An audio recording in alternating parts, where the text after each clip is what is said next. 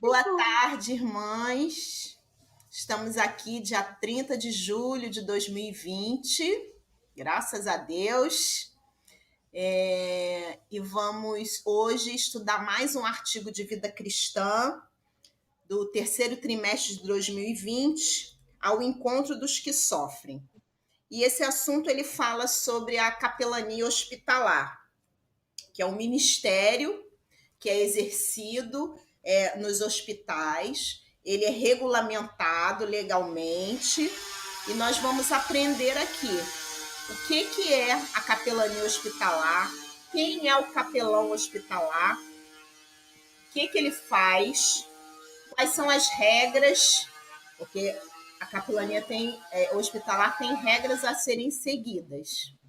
E nós convidamos a nossa irmã Isabel Lobato, que é capelã hospitalar, tem vasta experiência no assunto e ela vai falar para nós nessa tarde. Eu vou pedir à irmã Zilmar que aperte o seu nariz e ative o seu microfone. Vamos orar nessa tarde, pedindo a Deus pela nossa reunião.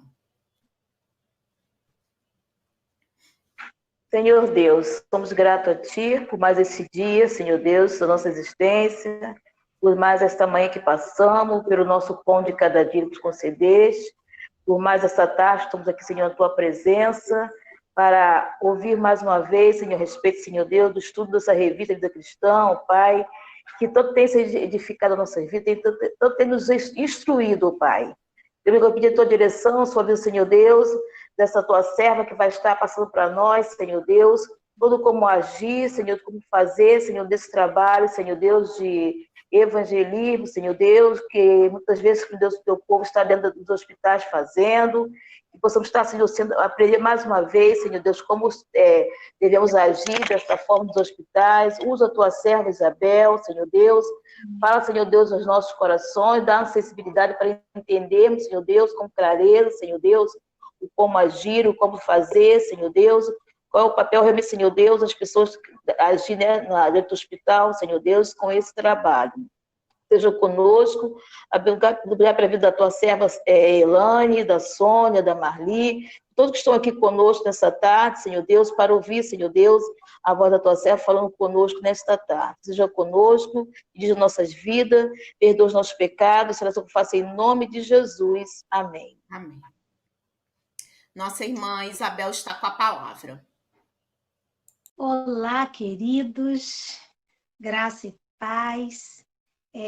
O meu nome é Isabel Lobato. Eu gosto sempre de explicar que eu uso o sobrenome do meu pai, que, na verdade, foi um dos meus primeiros pacientes.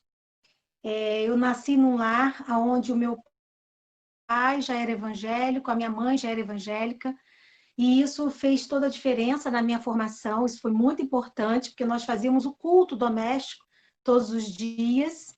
Mas, na minha adolescência, o meu pai se afastou da igreja, se afastou do evangelho, e, infelizmente, ele entrou pelo caminho da bebida, ele se tornou um alcoólatra, e foi muito difícil conviver com um homem violento, com um homem que chegava em casa e agredia, e tanto verbalmente como fisicamente. E com o passar dos anos, ele foi ficando mais velho e acabou adoecendo.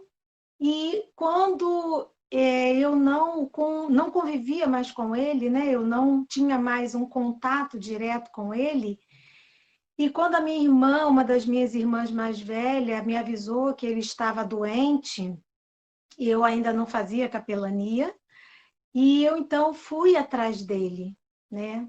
Só que eu descobri, queridos, que eu também precisava de cura, sabe? Eu tinha guardado dentro de mim muita mágoa, muita raiva, muita ira, por ele ter sido um pai ausente na minha juventude, na minha mocidade, por ele ter se envolvido com a bebida e ter abandonado praticamente a família. Então, quando eu fui ao encontro do meu pai e o vi totalmente frágil, totalmente acabado. Ele estava com o seu abdômen bem distendido, porque ele já tinha desenvolvido uma cirrose hepática, e ele estava quase como um mendigo. Quando eu ofereci ajuda para ele, para cuidar dele, para trazê-lo de volta para casa, ele me fez uma pergunta. Na verdade, eu falei assim com ele: pai, eu posso te ajudar? E ele então virou para mim e falou assim: mas você vai me ajudar? Porque anos atrás eu já tinha falado com ele que eu não gostava dele, que eu o odiava, né? Então, talvez ele ficou guardado, aquela imagem daquela filha que ele não poderia contar. E naquele momento ele então aceitou, né, que a minha ajuda, eu já tinha conversado com a minha mãe, com a família, nós levamos ele de volta para casa, cuidamos dele, e depois de quase... Mas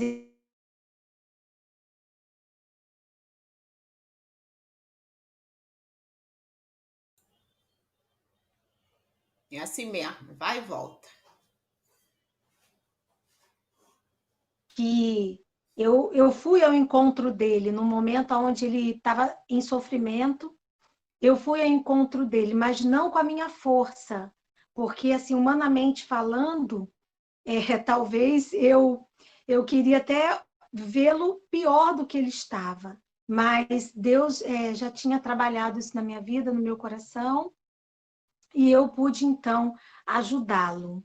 E aí eu uso esse sobrenome Isabel Lobato. Eu não tenho formação como psicóloga, enfermeira, professora, médica, que as pessoas acham que, por eu já fazer capelania há tantos anos, há mais de 20 anos eu faço capelania, as pessoas acham que eu tenho alguma ligação com a área da saúde. Mas, na verdade, a minha mãe era enfermeira. E por várias vezes, gente, por várias vezes eu vi a minha mãe cuidando. Eu vi a minha mãe fazendo curativos. Eu vi a minha mãe aplicando injeção. Eu vi a minha mãe saindo, deixando a gente em casa para ir cuidar de alguém. Então, a minha mãe foi, assim, uma inspiração, porque ela nunca teve medo do sofredor. Porque, na verdade, muitas pessoas têm medo de ficar perto de quem está sofrendo. Eu sempre falo isso, para a gente não ficar com medo de ficar perto de quem está sofrendo, porque a morte não pega. Cada um já nasce com a sua morte. E que é um privilégio poder ficar perto das pessoas que estão em sofrimento e poder, na medida do possível, falar, né? Que muitas vezes esse sofredor ele quer alguém para segurar na mão, ele quer alguém que esteja ali perto para ouvi-lo. Então, eu li o artigo da Vida Cristã, é uma revista maravilhosa, que é uma revista parceira da capelania já há muitos anos, e eu agradeço a Deus por essa oportunidade.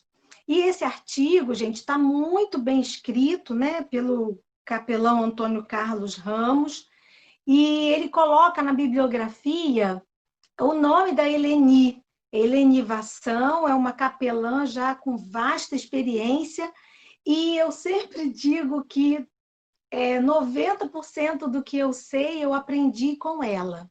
Eu fui para São Paulo, eu fiz todos os cursos que ela oferecia na época, eu fiz o treinamento prático no Hospital das Clínicas de São Paulo, no Emílio Ribas, no Instituto da Criança, lá em São Paulo. Então, realmente, eu recomendo que você que tenha interesse em capelania, que vá fazer um dos cursos da Eleni, que você, então, leia todos os livros dela, porque são vários e são maravilhosos, vale a pena.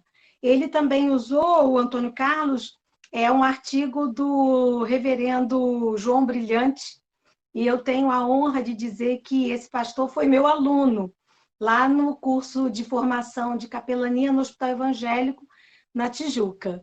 Então, essa minha apresentação está sendo muito bom, porque eu estou falando de gente que eu conheço, de gente que eu convivi e que colaboraram também muito com a minha vida, na minha formação, e mesmo aqueles a quem eu tive a honra de ensinar, eles também me ensinaram, tá bom? É isso. Sou casada, eu sou de Manaus, mas eu moro em Niterói, no Rio de Janeiro, e hoje, inclusive, é aniversário da minha filha, Thaís. Então, quem lembrar e puder orar por ela, tá? Ela está fazendo 28 anos hoje, que também, em outro momento, a gente pode conversar sobre isso, que a Thaís é um milagre de Deus. Foi muito lindo o que Deus fez na minha vida quando eu descobri que eu estava grávida dela. Então, é muito bom estar aqui com vocês nessa tarde, nesse dia,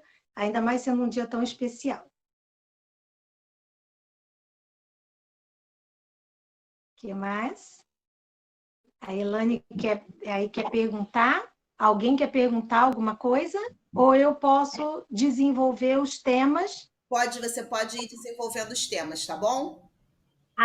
Ok. Então, vamos lá. O que está colocado lá na revista, a fundamentação legal. Realmente, ele deu, inclusive, eu coloquei aqui, ele fala da Constituição Federal Brasileira, tá bem escrito isso. Só que tem uma lei federal que ele também menciona, que do ano de 2000, a Lei 9.982, do artigo 1º, eu amo falar dessa lei nos cursos que eu ministro, porque diz assim: aos religiosos de todas as confissões, assegura-se o acesso aos hospitais da rede pública ou privada, bem como aos estabelecimentos prisionais, civis ou militares, para dar atendimento religioso aos internados. Aí tem uma vírgula, gente, presta atenção que uma vírgula também diz muita coisa. Fala assim, desde que em comum, mesmo com a lei dizendo que nós, religiosos, podemos ter o acesso ao hospital, a gente tem que ter a autorização do hospital para entrar. Então, para isso, temos que ver que o respeito, a educação é muito importante.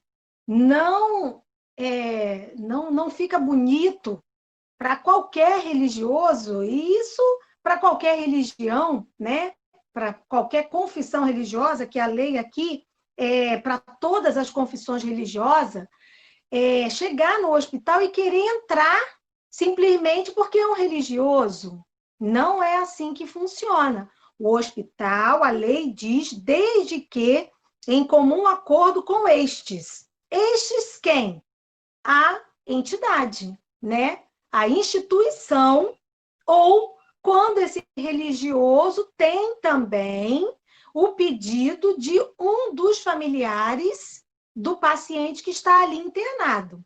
Então, é importante a gente esclarecer isso. Não é porque a pessoa tem boa vontade, não é porque a pessoa acha lindo esse ministério de chegar lá no hospital, de orar pelos enfermos. Ah, não, porque Deus me mandou aqui para orar e tal. Espera aí, gente. Tem que respeitar, tem que saber se aquele é o melhor momento para entrar, tem que respeitar o profissional que está ali em serviço, porque também existe a lei do desacato à autoridade, né?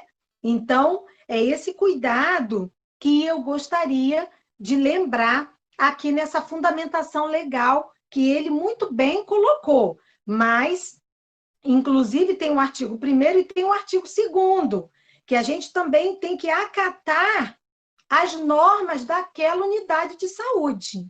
Então, cuidado! Quando você for a um hospital visitar, respeite as normas daquele hospital, as regras daquele hospital, para que você seja bênção e não trazer nenhum prejuízo àquele lugar. E, principalmente, trazer um prejuízo ao nome do nosso Deus, que estamos indo lá em amor, né? E por amor. Então, sobre a fundamentação legal, se você depois tiver alguma dúvida, a gente pode tirar, então, a sua dúvida. Passando para o segundo ponto, posso passar, Elane? Ok? Ok, pode Tá. ir. Ok. O papel do capelão. Ele colocou ali o papel do capelão. Eu não sei como eu vou falar de mim.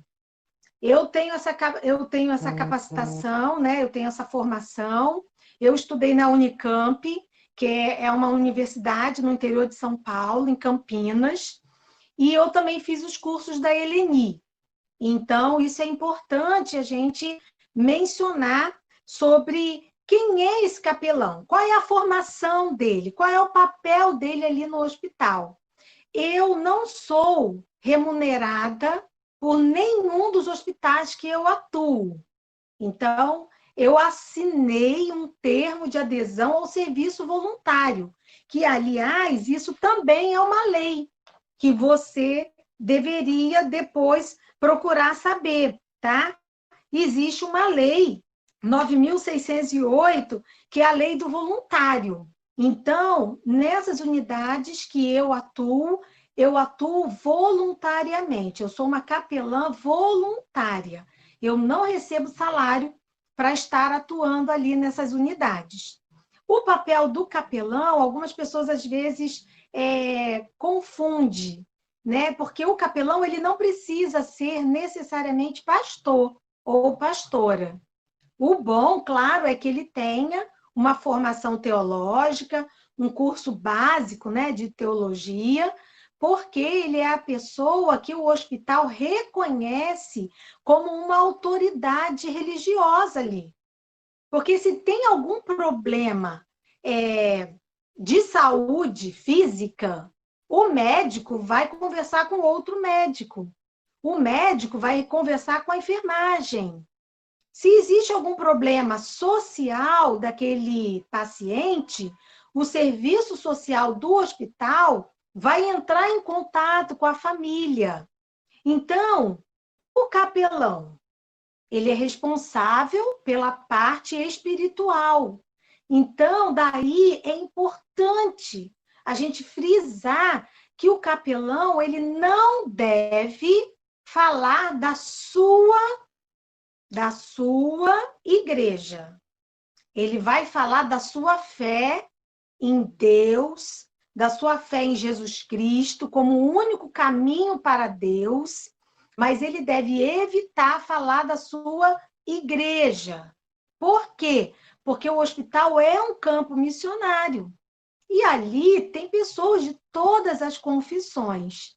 Então, o papel do capelão é muito importante, porque se tiver algum problema com algum religioso que entrou no hospital, fazendo coisas inadequadas, o diretor, a direção do hospital, a supervisão administrativa do hospital vai chamar o capelão para responder pela ação do outro religioso, tá?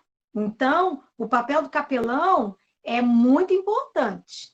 E aí a gente incentiva as pessoas que já fizeram curso de voluntário, as pessoas que já atuam também como voluntário. Será que a pessoa também poderia fazer um curso de formação em capelania, tá bom? O próximo ponto que ele também aborda é aprendendo a lidar com a dor, né? Gente, olha, eu vou falar para vocês. A gente tem que aprender todo dia, porque a dor é do outro. É muito ruim quando alguém fala assim: ah, eu sei o que você está sentindo. Não, você não pode dizer que você sabe o que o outro está sentindo. Você pode até falar, olha, eu imagino. Agora, dizer que você não sabe, porque a dor é única, a dor é dele, né?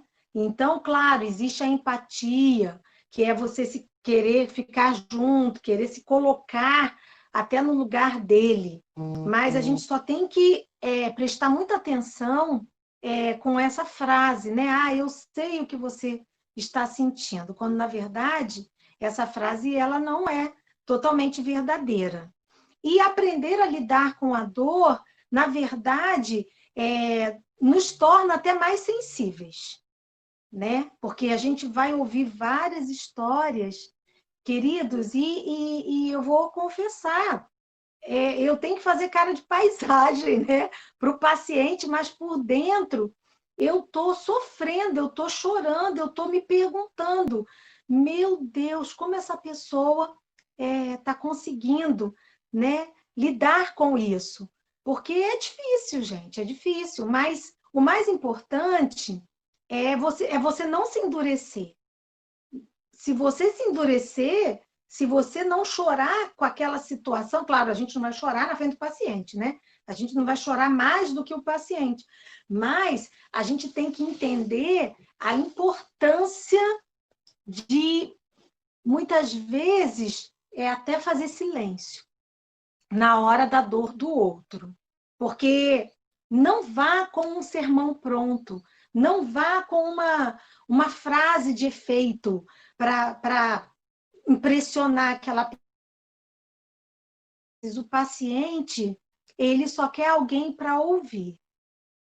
Ele sabe que você não está ali, você não é da área da saúde física, você não sabe ministrar um remédio, aplicar uma injeção, mas você é aquela pessoa que vai ouvir. E isso é muito importante, isso é muito importante.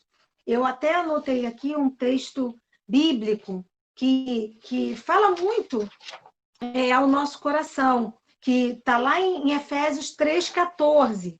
Por esta causa me ponho de joelhos diante do Pai. Efésios 3,14.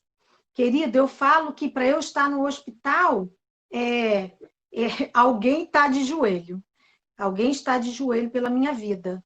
Porque não é fácil, mas é um privilégio estar ao lado daqueles que estão passando por um momento de dor.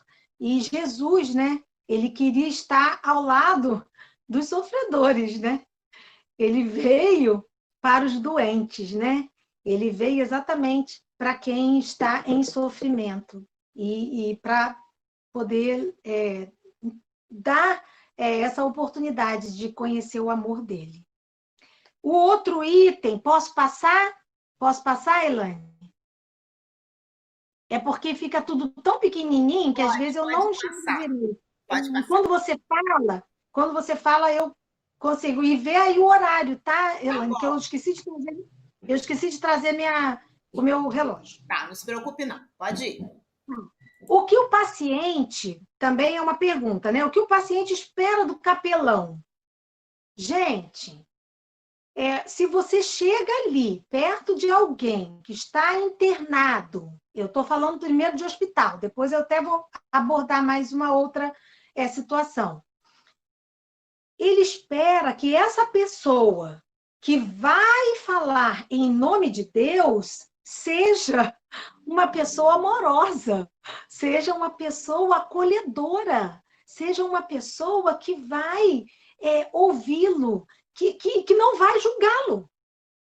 Um dos grandes problemas do paciente é que ele se pergunta em quem eu posso confiar. Alguns estão ali naquela situação porque tentaram suicídio. Alguns fizeram coisas assim inadequadas, né? E aí estão ali naquela situação, então já tem todo um peso de culpa, um peso de dor, um peso do mal ali toda hora, né? Falando, você tem que morrer, tal. Então aquela pessoa já está sendo bombardeada pelo inimigo com pensamentos ruins. Então, o que o paciente espera de mim, de você, muitas vezes é o silêncio, só para ouvi-lo. Muitas vezes, quando permitido, porque é uma questão também que está até nas regras gerais, a gente não pode tocar no paciente, a gente não pode abraçar o paciente. Eu lembro uma vez de uma paciente que eu perguntei para ela o que ela mais queria naquele momento. E aí ela falou assim, eu queria um abraço. E eu expliquei para ela que eu não poderia abraçá-la naquele momento, devido à situação, mas que eu ia até a sala da capelania e que eu pegaria um jaleco descartável e eu colocaria e voltaria para abraçá-la. E foi um momento, queridos, que foi marcante para a minha vida. Ver como aquele abraço foi a ponte para aquele coração entender o amor de Deus. Ela veio a falecer e eu fiquei pensando, né? Se eu tivesse negado aquele abraço. Então, por isso que é importante a gente conhecer as regras também dos hospitais, a gente saber o que pode fazer e o que não pode fazer. Mas, dentro do que o paciente espera de nós, ele não espera. Eu prefiro falar o que ele não espera. Ele não espera uma palavra de julgamento, ele não espera um sermão, ele não espera que você pergunte sobre a doença dele. Para que você vai perguntar a doença dele? Precisa saber a doença para orar? Não precisa. Normalmente eu pergunto o nome, né? Eu gosto de orar a Deus. Eu tenho um caderninho que eu anoto os nomes, né, para orar. Então eu gosto de perguntar o nome. Eu posso anotar o seu nome para eu continuar orando por você? Que eu gosto tanto de orar, gente. E é verdade, eu amo orar, que eu quero motivos para eu estar orando. Então eu digo isso para o paciente, né? Então é importante que ele, ao lidar com essa pessoa que é o religioso do hospital, ele se sinta visitado por Deus, né? Você não vai ali ensinar como ele deve proceder nas coisas ali do dia a dia, ali do hospital. Não é isso, esse não é o seu papel. Não é você falar, olha, toma esse remédio direito, hein? Ih, esse médico, cuidado, hein? Esse médico já cuidou não sei de quem, e não sei o quê. Às vezes a gente não usa a nossa boca para abençoar, né? Mas como a gente tem 2 ouvidos, Deus nos ensina a ouvir mais, né? E eu gosto também, até nem não estou lembrando agora, podia ter trazido para mostrar para vocês. Porque na Bíblia, principalmente naquela Bíblia pequena do Novo Testamento, que os gideões eles entregam nos hospitais, e a gente tem uma parceria também com uma equipe de gideões, eles, uma vez por mês, eles fazem essa entrega lá no hospital. Eu atuo, na verdade, em 3 hospitais, nem até esqueci de falar, mas depois a gente fala disso.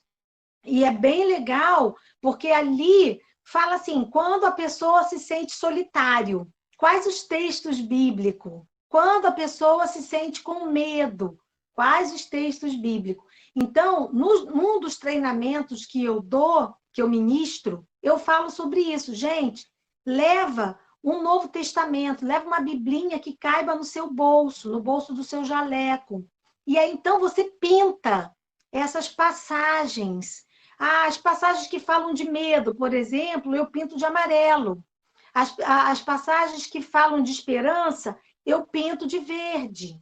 As passagens que falam de Jesus, eu pinto de vermelho. Então, eu mesmo criei esse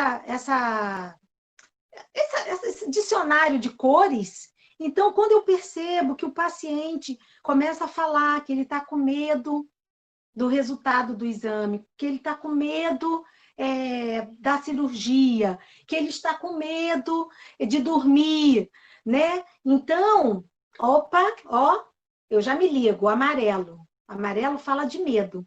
Aí eu vou, folheio a minha Bíblia ali que eu tenho, né? Que é a que eu levo para o hospital. Aí qualquer passagem que esteja pintada de amarelo, eu sei que fala do medo, e aí eu falo, olha, é isso mesmo? Eu estou percebendo que você está falando do medo. Eu posso ler uma passagem bíblica para você que fala do medo, exatamente do que você está falando?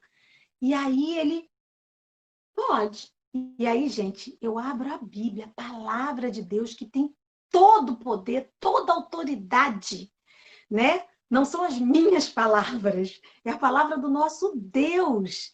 E eu posso, então, ler e deixar ali, naquele coração medroso, naquele coração inseguro, a palavra de Deus. E a gente também, na minha equipe, aí eu vou falar da minha equipe, né?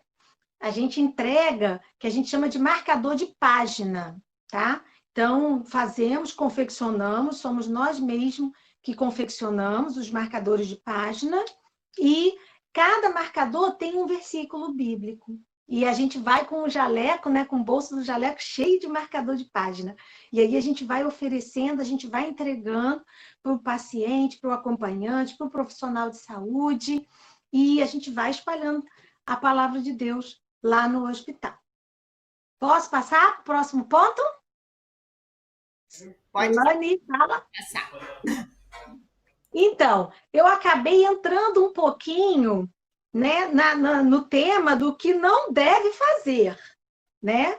Vou deixar regras gerais, então, mais para o final. E o que não deve fazer. Eu falei, na minha fala anterior, que eu ia entrar em mais um outro assunto, que é sobre visitar pessoas em casa.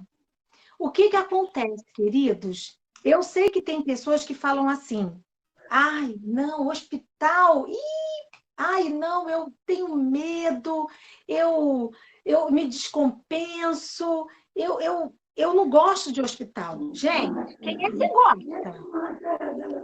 Né? Quem é que gosta de hospital? Então, cuidado com essa frase, né? Porque quem você ama está lá no hospital, está lá esperando você para uma visita. Então, é importante você saber o que não deve fazer no hospital. A primeira coisa, e eu vou fazer um paralelo com visitar pessoas em casa, porque as pessoas acham assim, então se ela teve alta, se ela está em casa, então ela está bem melhor, então a gente pode ir de qualquer maneira. Ao dedinho, não. Cuidado ao fazer visita em casa. Você também precisa aprender como fazer uma visita em casa, no paciente que teve alta e que está em casa. Porque tem pacientes que não estão internados, mas eles continuam com um problema de enfermidade, de doença, só que agora eles ficam em casa. Então, eu também faço capelania domiciliar, que é atender paciente em casa. Por isso que eu estou trazendo essa fala, juntando com o que o Antônio Carlos escreveu aí no artigo da revista Vida Cristã.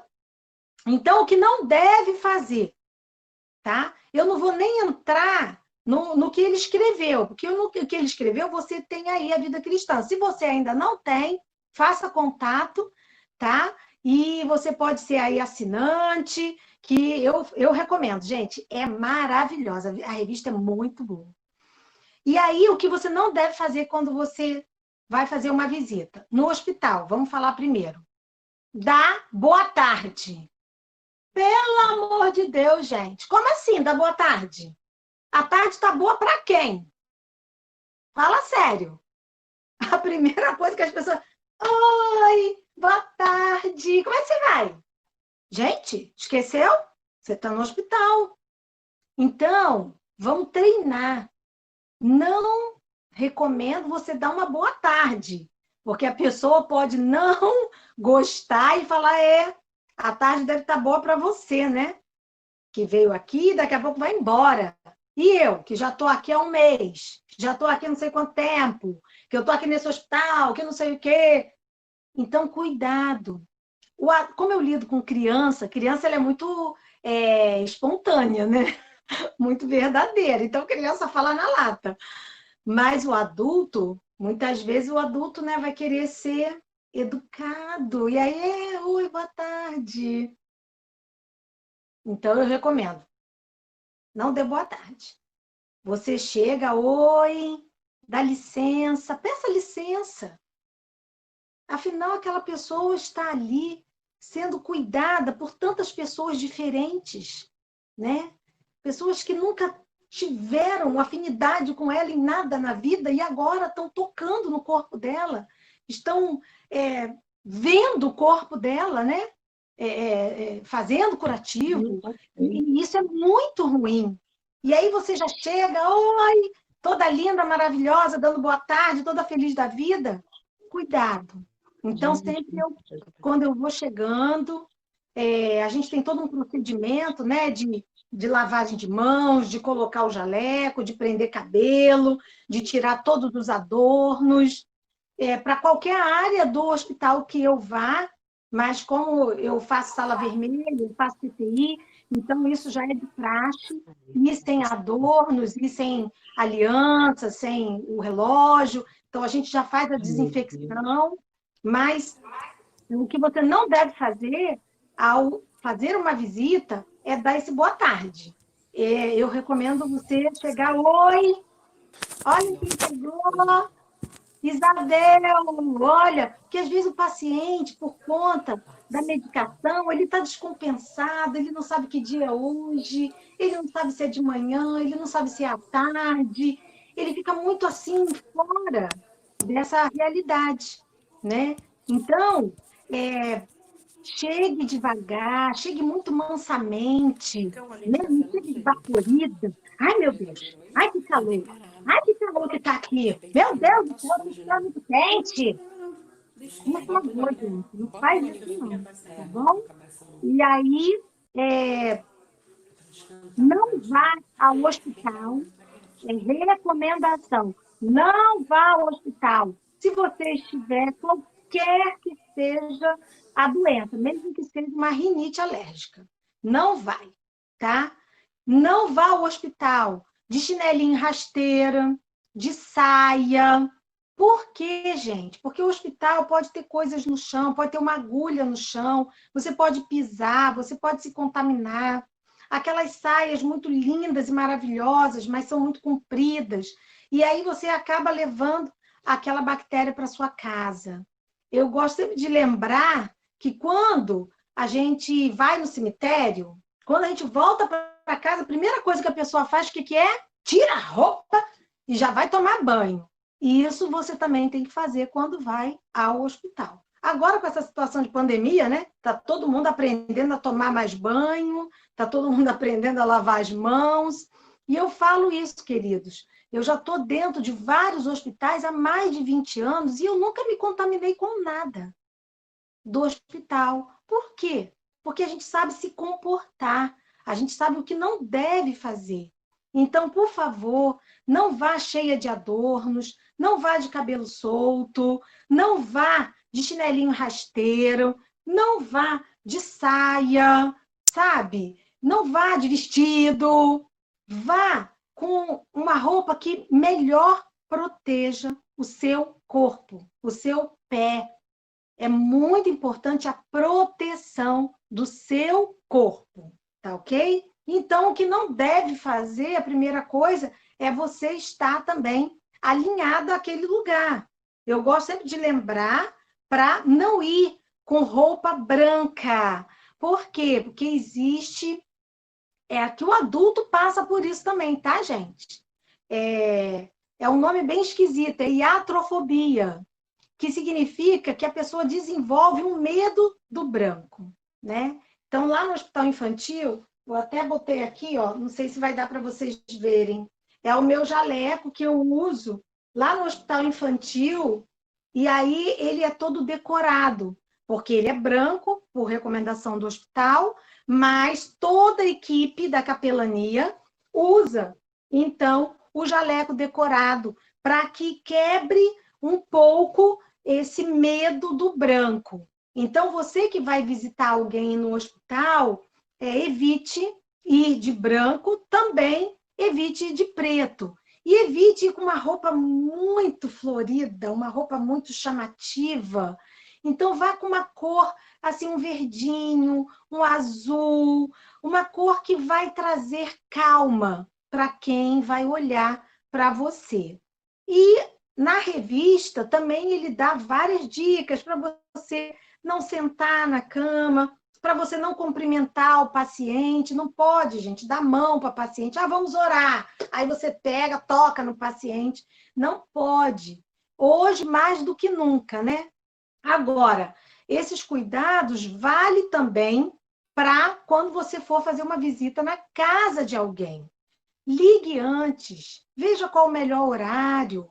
Não vai muita gente, porque aí, coitado do paciente, olha para lá, olha para cá, porque tem uma ali, tem outra ali, e não vá com uma roupa muito chamativa, porque a gente tem que entender que a visita é para o paciente, né? Você não está indo passear, você está indo ser enviado de Deus. Deus está enviando você para aquela pessoa. Então, a visita é para o paciente. Então, o que não deve fazer está muito bem escrito na revista, mas tem a ver também com sensibilidade, né? Eu sei que algumas vezes a gente quer aproveitar. Nós, mulheres, queremos aproveitar. Não, que eu tenho que aproveitar, que eu vou não sei aonde. Aí eu dou uma passadinha lá no hospital para ver fulano, para ver como é que ele está. Cuidado, porque às vezes a sua roupa está inadequada. Você precisa saber o que não deve fazer numa visita, tá bom? Podemos passar para o outro? Elaine, como é meu tempo aí? Vai me falando aí o tempo, tá, gente? Podemos. Alô? Ok. Sim. Ele colocou também sobre a formação e o treinamento. Existem muitos cursos de capelania. Como é que eu vou falar isso? Assim, com muito cuidado mesmo com cursos que oferecem só a parte teórica. Isso é muito perigoso. Cursos que só oferecem parte teórica. Você deve fazer uma pergunta. Sempre eu falo assim, gente, quando você vê qualquer propaganda de curso de capelania, a primeira coisa que você tem que perguntar é aonde você oferece a parte prática. Porque a gente tem visto muitas pessoas oferecendo, quer dizer, cobrando cursos, e essa pessoa não atua em lugar nenhum, não é capelão de lugar nenhum e não tem parte prática. Aí eu te pergunto, como é que a pessoa vai ensinar se a pessoa faz o curso teórico e faz a prática e depois ela não quer dar continuidade? Realmente não é o meu chamado. Eu gosto de visitar orfanato, eu gosto de visitar asilos, eu gosto de ir para presídio. Amém. Nós somos um corpo. Deus entrando na sua vida e levando você para fazer a vontade dele em outra área. Mas tenha cuidado com cursos oferecidos, ele pratica.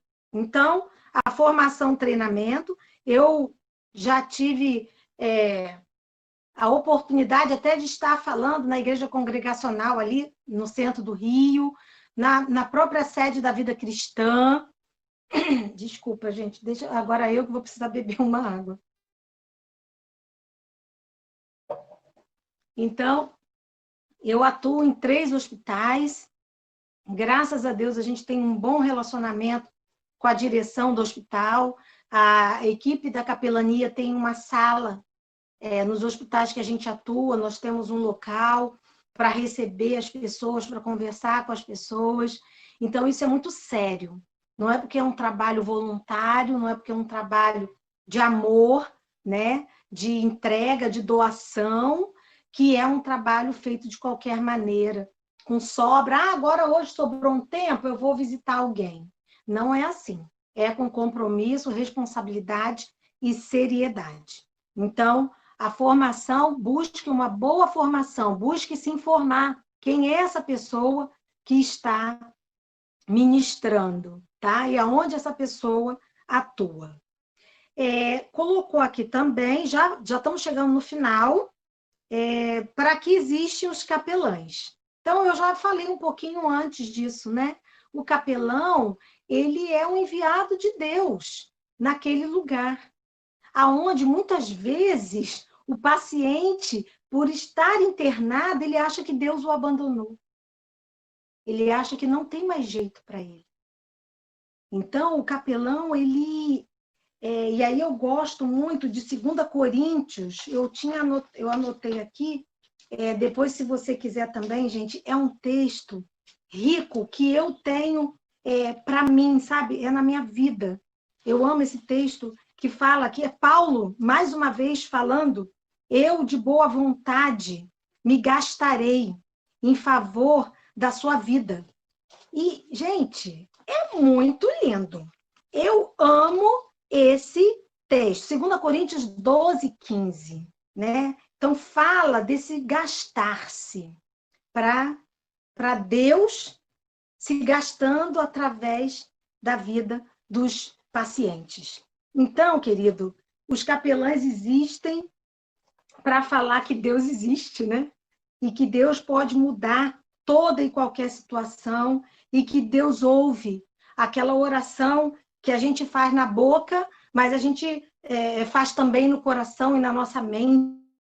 Várias histórias lindas de como Deus se revelou de maneira graciosa, de maneira linda na vida de pessoas. E eu sempre falo, Senhor, que eu tenha a oportunidade de ser a última revelação tua na vida desse paciente que esteja partindo, que esteja com dúvidas sobre a tua existência, sobre o teu amor. Então, o capelão precisa existir, mesmo sem remuneração, porque o nosso galardão é para lá de bom, né?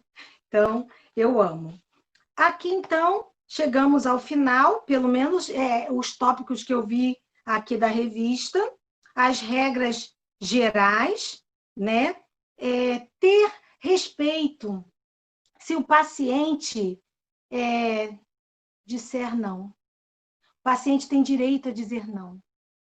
Não insista. Se ele fala, não quero oração, não quero esse marcador, não quero a sua visita, ele tem esse direito.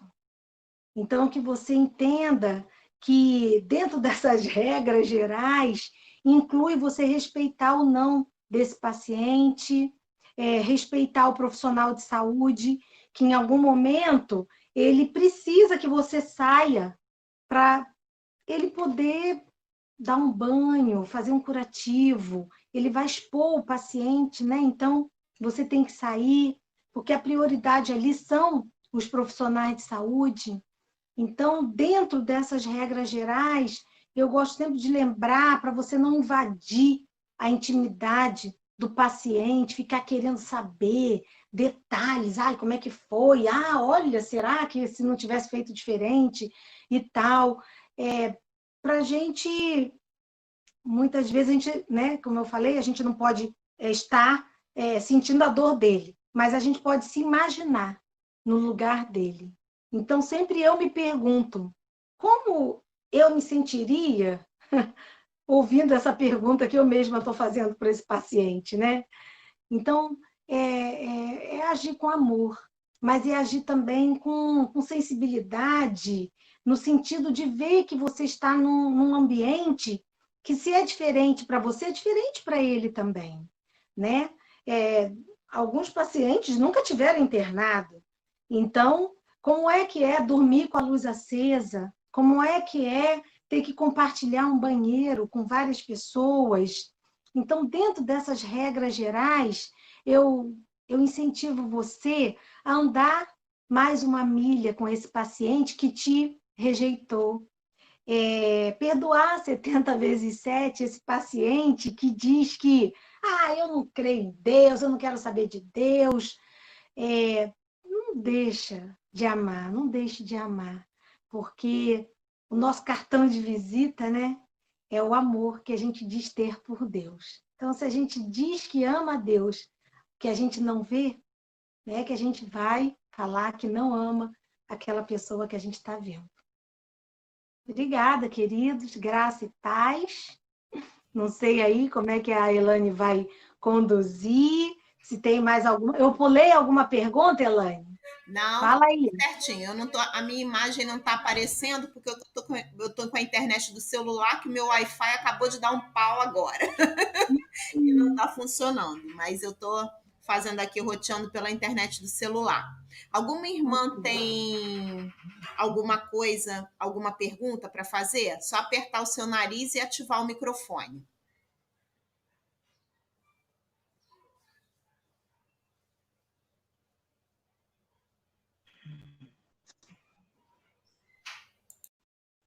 Isabel, você ainda dá cursos de capelania? Tá falhando, Sônia. Fala de novo. Tá falhando, Sônia. Fala de novo. Eu perguntei se você ainda dá aqueles cursos de capelania que você aplicava até nas igrejas. Sim, nós tínhamos 2 cursos marcados. Ali no Seminário Betel Brasileiro, em frente à rodoviária de Niterói. Mas por conta dessa pandemia, né, eu não sei se ainda será possível esse ano. Porque além da capelania, eu acabei não mencionando. Como eu sou missionária, eu também tenho um projeto num quilombo, no interior de Alagoas. Então, eu estava lá no quilombo em março, quando então começou essa questão aí da pandemia, e aí eu tive que voltar às pressas, porque os aeroportos estavam sendo fechados, e nós tivemos que sair de lá. Mas eu tenho também um projeto chamado Amazônia para Cristo. Eu tinha até esquecido, olha, deixa eu ver se dá para vocês verem. Dá para ver? Que é um projeto num barco hospital, lá na Amazônia. Então, a gente segue um dos rios da Amazônia, fazendo, então, visita a algumas comunidades indígenas e ao povo ribeirinho. E eu já estou com a viagem, a passagem comprada, pela fé em nome de Jesus. Estou viajando em novembro, lá para a Amazônia, com mais uma equipe aí grande, lá para o barco. A gente fica uma semana no barco. Então, o curso, eu ministro o curso de um dia nas igrejas. E esse curso é um curso de formação de voluntário. Por quê, queridos? Porque esse curso inclui também a parte prática. E aí, se esse voluntário se identificar, se depois que ele tem essa experiência, ele vê que esse é o chamado dele, a gente incentiva a fazer a formação de capelão lá no Seminário Betel Brasileiro, em frente à rodoviária de Niterói. Então, para não ficar uma coisa muito extensa, para não ficar uma coisa cara, a gente dá o curso de um dia, que é um curso relativamente barato, na verdade, só cobre mesmo o custo da minha apostila, porque eu escrevi uma apostila, né? Então, a gente passa o dia falando melhor sobre as leis, falando melhor sobre o que fazer, o que não fazer. Então, a gente tem uma série de dinâmicas. Então, normalmente, o curso é de 8 da manhã às 5 da tarde, porque está incluído nesse curso um certificado de participação baseado na lei. Porque existe uma lei do Estado do Rio de Janeiro, a Lei 4.622, que fala sobre a formação desse voluntário que queira fazer visita em hospital. Então, o curso é baseado na lei e a gente dá esse certificado de participação e depois eu convido as pessoas a vir fazer uma parte prática comigo num dos hospitais que eu atuo.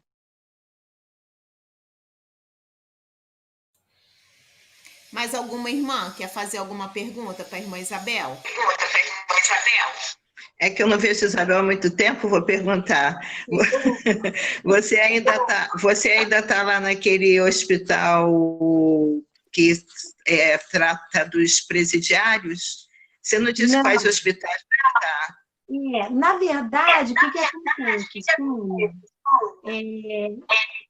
Esse hospital é um hospital psiquiátrico, mas é um presídio. Então, quando a gente está assim, internet, quando a gente está numa rede pública, eu gosto de preservar os nomes dessas unidades. Por quê? Porque, como a gente está aqui num bate-papo tão gostoso, eu posso contar uma experiência, né, de um paciente, e aí vai que alguém que esteja ouvindo, ela está falando de fulano. Olha isso, né? Porque a pessoa vai saber, porque se ela está no hospital X, ela está falando de fulano. Mesmo a gente não falando mal, o paciente tem direito, direito do paciente, a pessoa dele precisa ser preservada, sabe? Então, assim, nunca tive essa preocupação de falar nome de hospitais para impressionar ninguém, né? Porque às vezes as pessoas falam isso, né? Porque eu sou capelã de tal lugar, porque aí todo mundo vai falar assim, Então, não é isso. A gente quer falar do trabalho que a gente faz. Porque hoje eu estou em um desses hospitais, mas amanhã o Senhor pode levar para outro, né? Então, é o trabalho que é importante, é a formação que é importante. E Deus, com certeza, vai te enviar para onde esteja sendo necessária a sua presença. Mas eu não atuo mais nesse hospital, só respondendo então a Sônia, porque é um hospital psiquiátrico e é um hospital que, na verdade, é um presídio. Eu fiquei lá quase 2 anos, mas uma das dificuldades de eu não ter continuado lá é porque eu não tive apoio de voluntários. Por ser um lugar muito difícil de atuar, algumas vezes as pessoas não querem, né, atuar. Tipo assim, se está lá porque merece, né? Se está lá porque fez alguma coisa errada, então tem que pagar. Então, infelizmente, não dá para a gente trabalhar sozinha, né? Eu sei que tem várias pessoas que oram pela minha vida, eu sei que tem pessoas que me apoiam, mas quando a gente está lá na batalha, a gente não pode batalhar sozinha, né? A Bíblia recomenda a gente ir de 2 em 3 e a gente não ficar sozinha não era a minha intenção, mas eu não consegui uma equipe para dar continuidade ao trabalho lá. Quem sabe, através dessa live, né, a gente consiga pessoas que queiram amar aquelas pessoas como eu continuo amando, mesmo não estando lá, e oro por eles. É isso. Agora, Isabel, como que essa questão assim de você ser capelão hospitalar, como que acontece isso? Você abre vagas como se fosse um emprego, ou você é que vai lá oferecer o seu serviço, alguma coisa assim? Como é que funciona essa questão de você ter esse vínculo com o hospital? Como que acontece isso? Eu acho que a minha história é tão atípica, é tão esquisita, é tão diferente. Tudo que Deus faz na minha vida é diferente, né? Então, quando eu fui para São Paulo, através da Eleni, fazer esse curso com a Eleni, eu não atuava em hospital nenhum. Eu tinha a formação de evangelista infantil, porque eu amo falar de Jesus para as crianças, é a minha área de paixão. Então, um desses hospitais que eu atuo é um hospital infantil, 100 leitos, são 100 leitos de criança. Então, criança também fica doente. E eu falo que criança também morre. Às vezes as pessoas não se dão conta disso. As pessoas acham que criança fica doente e daqui a pouco ela toma um remédio, faz um tratamento, fica boazinha e vai embora. Mas não é bem assim. Criança também fica doente e criança morre. E eu estou lá. E quando eu voltei de São Paulo, com essa formação em capelania, na verdade, eu não atuava em hospital nenhum. E eu conversando com uma irmã, porque na época a igreja da qual eu sou membro, eu sou missionária do presbitério de Niterói, eu sou membro da igreja presbiteriana Betânia, em São Francisco, pastor Josué Rodrigues, Teófanes, pastor Luiz Vanderlei, pastor José Dilson, e, enfim, quando eu voltei com essa formação, uma das irmãs da igreja, ela fazia visita num hospital. E ela ficou sabendo que eu estava em São Paulo fazendo um curso. Quando eu voltei, ela me procurou. Aí ela falou assim: Isabel, eu soube, eu orei por você, que você estava em São Paulo fazendo um curso para trabalhar em hospital. Como é que é isso? Aí eu expliquei para ela, eu disse: olha, eu fui lá, fiz o curso, mas eu ainda não fiz a parte prática. Eu vou ter que voltar a São Paulo toda semana. Eu ficava 2, 3 dias em São Paulo para poder fazer a parte prática. Aí ela: Isabel, porque eu já faço isso. Mas você não poderia ir um dia lá no hospital para conhecer o grupo que faz esse tipo de visita? Aí eu falei: tá, vou. Aí ela marcou comigo e eu fui, era um sábado à tarde, e eu fui lá conhecer aquele grupo. E aí, gente, foi muito lindo, né? Porque eu falei: meu Deus do céu, olha, eu vou poder botar em prática o que eu recebo lá em São Paulo, eu vou poder botar em prática aqui em Niterói. E, assim, imediatamente. E foi muito legal, foi muito precioso. As irmãs ficaram muito felizes por eu ter recebido essa formação em São Paulo e ter trazido todo esse conhecimento para elas. O trabalho começou a crescer ali naquele hospital. Por quê? Porque o trabalho naquele hospital, inclusive na parte pediátrica, estava proibida, porque o trabalho foi tão mal feito, as pessoas com boa intenção, mas como não sabiam se comportar, como não sabiam fazer, começaram então a proibir. Olha, então é melhor proibir do que vocês não saber fazer o certo. Aí foi quando Deus então me levou para aquele lugar. Eu fiquei naquele hospital mais de 10 anos e foi uma bênção. E nesse período que eu estou ali nesse hospital, como a gente lida com um paciente, com um acompanhante, mas também com os profissionais de saúde, um médico, que eu não conhecia ele que me conhecia, né? Porque como a gente bota uma roupa diferente da capelania, como a gente tem um crachá, então foi muito engraçado, porque aí um dia ele me chamou, eu poderia conversar com a senhora, ele achava até que eu era conselheira do Conselho Tutelar. Foi muito engraçado, porque eu usava no meu crachá conselheira espiritual evangélica, né? Então ele só leu conselheira, ele achou que eu era do Conselho Tutelar. E aí me chamou para conversar até por conta de uma situação de uma criança que estava ali sofrendo maus tratos por parte da família, e por conta disso ela foi parar no hospital. Aí ele foi, começou a conversar, eu falei: doutor, não, eu acho que o senhor está confundindo. Eu não sou do Conselho Tutelar, eu sou da área do serviço religioso e tal. Ele: é? Como é que isso funciona? Aí ele ficou super interessado, e com o interesse dele, ele atuava em outro hospital. E aí ele perguntou: Isabel, você aceitaria ser voluntária, coordenar esse trabalho nesse outro hospital que eu também trabalho? Eu falei: bom, vamos lá, né? Eu não conheço o hospital, eu não sei como é que é a sua realidade, vamos lá. Gente, e assim tem sido.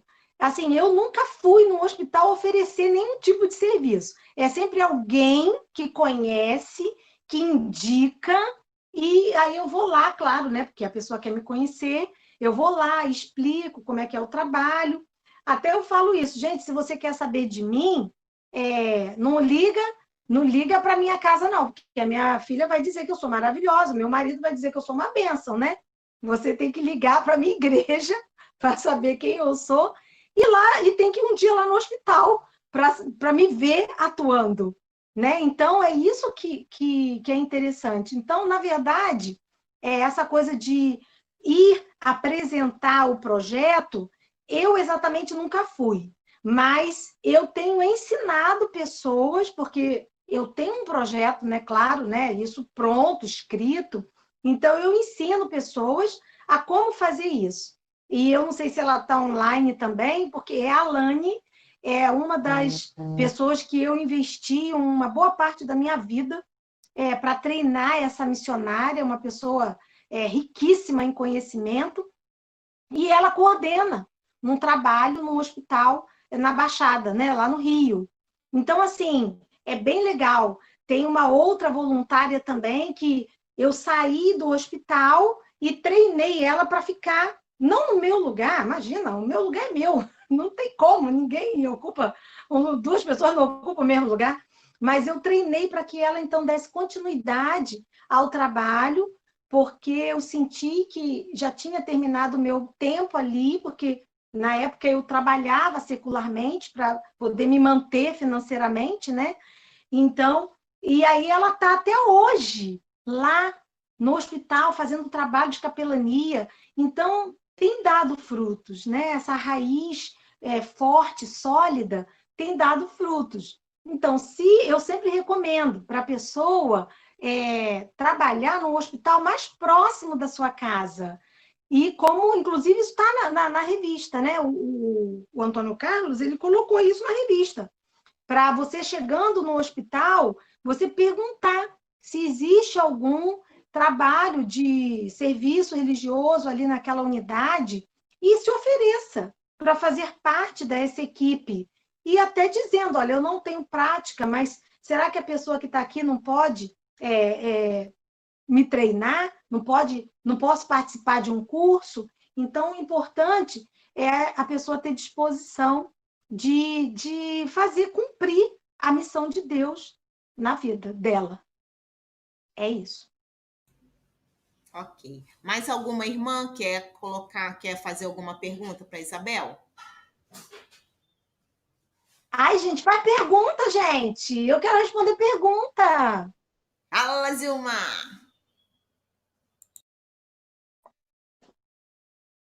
Olha só, há limite de idade para as pessoas participarem desse treinamento com o capelão, né, que fala, né? E outra pergunta aqui, como os hospitais aceitam com facilidade um capelão quando se dispõe a trabalhar no hospital? Então, vamos começar com a primeira pergunta, que você falou sobre o limite de idade. Não pode, como nós temos uma lei do voluntariado, então essa lei diz o seguinte, que como você trabalha de graça, você também tem uma carga horária a cumprir. E você também tem uma idade mínima para ser voluntário, 18 anos. Isso significa que o adolescente, ele não pode ser voluntário, tá? Isso fique claro. Só pode ser voluntário a partir de 18 anos. Mas, vamos abrir um parênteses. O adolescente, eu tenho um adolescente na minha equipe que vai lá no hospital, ele faz parte de um grupo musical chamado Encantando. Então, ele vai lá uma vez por mês e ele faz uma apresentação musical para esses pacientes. Então, eu coloco ele como um colaborador da capelania, tá? Por quê? Ele não tem aquele vínculo de voluntário com o termo de adesão assinado, aonde ele vai toda semana. O voluntário, ele tem aquele compromisso de ir uma vez por semana. Aí ele escolhe o dia, qual o dia que ele quer atuar. Nós temos equipes atuando todos os dias. Eu tenho aí em torno de 80 voluntários. E nesses 3 hospitais, a gente tem equipes, né? Que uma equipe atua hoje, a outra equipe atua amanhã e assim sucessivamente. E então tem que ter 18 anos, no mínimo, e eu tenho voluntária de 82 anos, que são as minhas fofas.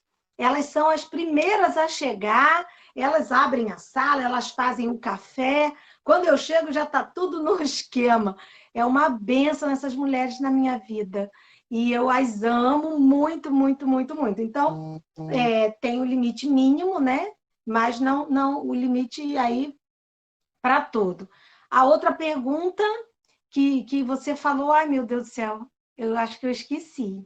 Ela fez uma outra pergunta, ela falou sobre a idade. Repete. Se há facilidade, se os hospitais aceitam você como capelão com facilidade. Ah, sim. Olha só, o que que acontece? Essa lei que até o Antônio Carlos colocou, que é da Constituição Federal Brasileira, ela fala que é assegurado nos termos da lei entrar e fazer um trabalho. Não é bem assim. Deixa eu explicar. Quando você tem uma credencial de pastor, de capelão, de qualquer coisa, e você vai numa unidade para visitar alguém que você conheça, aí você pode entrar. Aí o hospital autoriza esse acesso, porque você conhece a pessoa e a pessoa conhece você. Ou, se a pessoa não te conhece, a família desse paciente conhece e solicitou que você fosse lá visitá-la. Isso normalmente acontece comigo. Pessoas me ligam e falam, Isabel, eu tenho uma pessoa internada em tal lugar, você poderia ir lá orar com ela? Eu dentro das minhas possibilidades, né? Eu podendo, eu vou.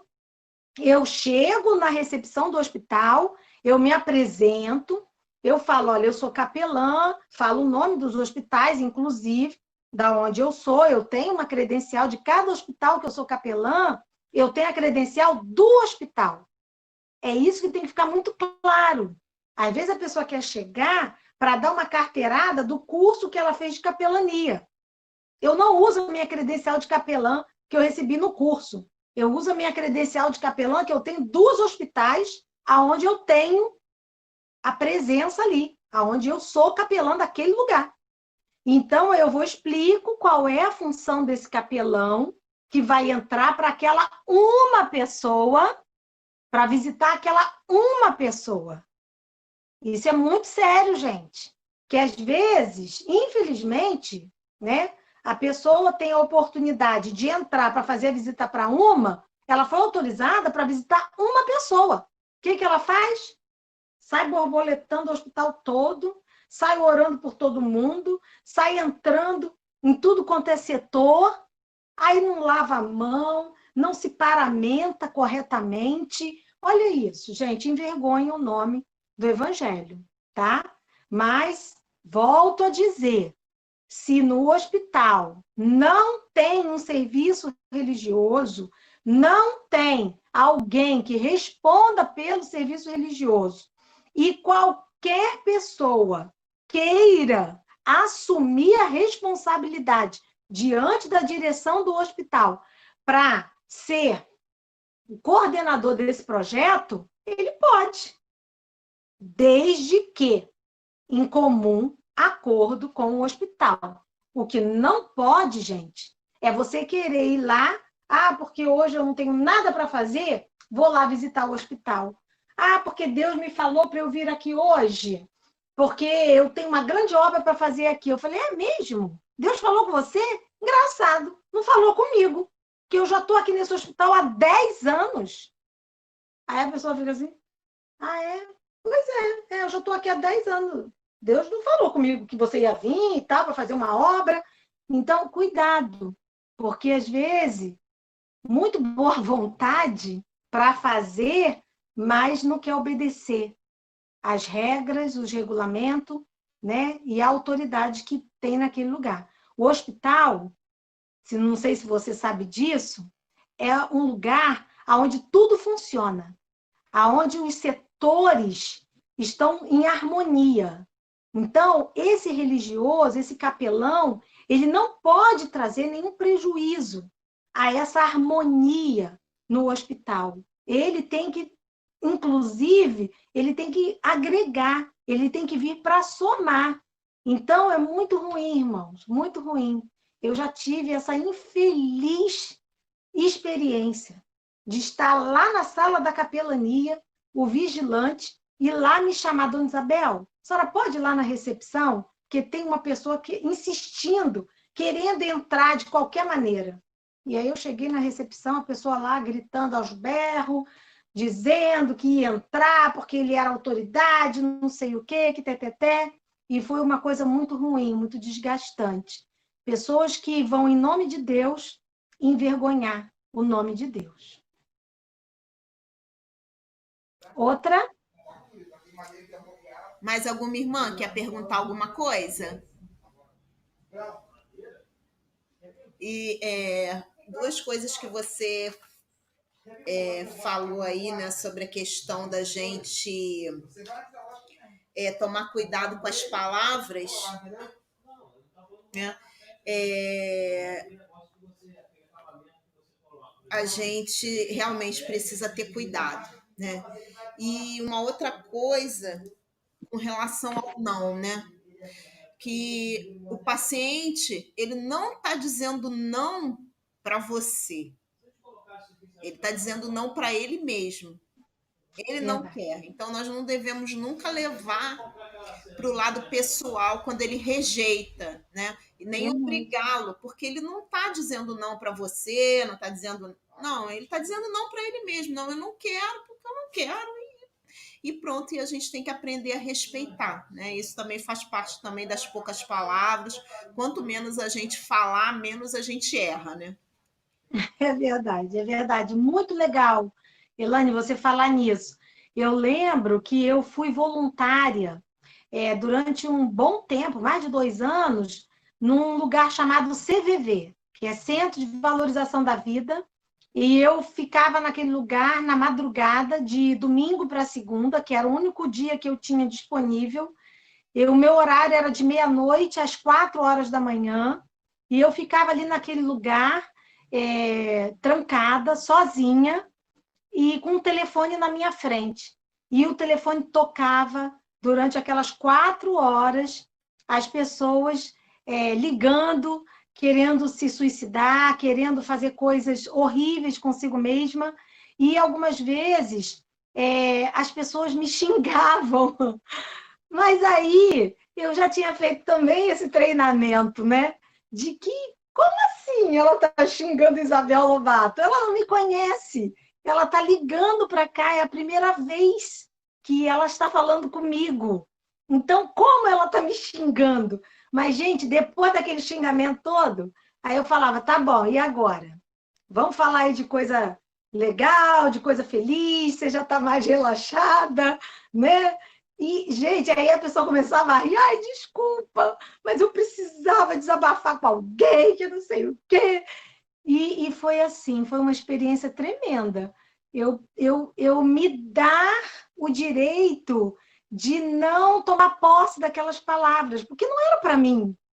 Exatamente isso que você falou, muito legal. E aí eu lembrei dessa experiência no Centro de Valorização da Vida, que para mim foi um divisor de águas, né? Eu não podia ver aquelas pessoas, mas ouvi-las.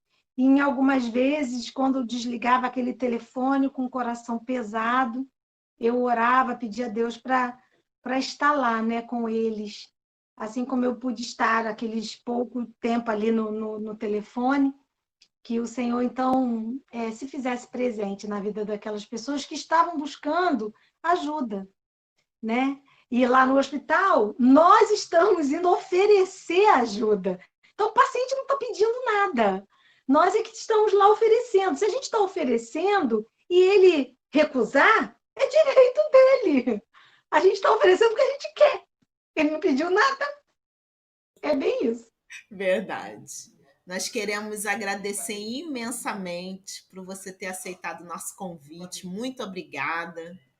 Que Deus abençoe sua vida tremendamente nesse ministério lindo que você tem e que muitas vidas, né, sejam alcançadas através do seu testemunho, através do testemunho, do trabalho seu e da sua equipe. Que Deus te abençoe. Eu vou pedir a Soninha que aperte seu nariz e ative seu microfone para orar, agradecendo a Deus, né, por esses momentos que nós passamos aqui. E a Deus também deu a vida da Thaís, não é isso? Funcionou, ele hoje funcionou. Vamos orar. Senhor, nós louvamos o teu nome.